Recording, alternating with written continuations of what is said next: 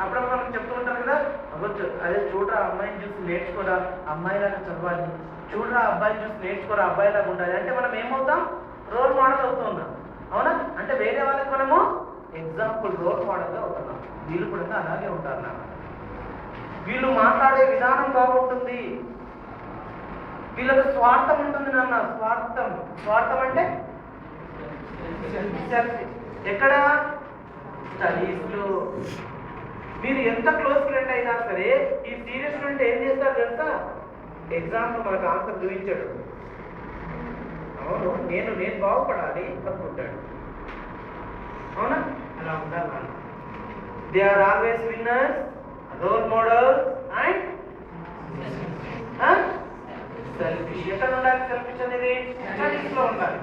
Exam అయిపోయిన తర్వాత close friends మళ్ళీ వెళ్ళి నువ్వు చికెన్ బిర్యానీ తిన్నావు, మటన్ బిర్యానీ తిన్నావు, నీ ఇష్టం, దావత్ చేసుకో.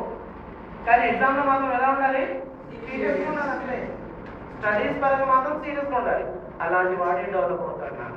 ఇలాంటి వాడు మాత్రమే డెవలప్ అవుతాడు. క్లాస్లో కూడా సీరియస్గా ఉంటారండి. మేడం కానీ సార్ కానీ చెప్పేటువంటి లెసన్స్ ఉంటాయా, వాళ్ళు వింటూ ఉంటారు.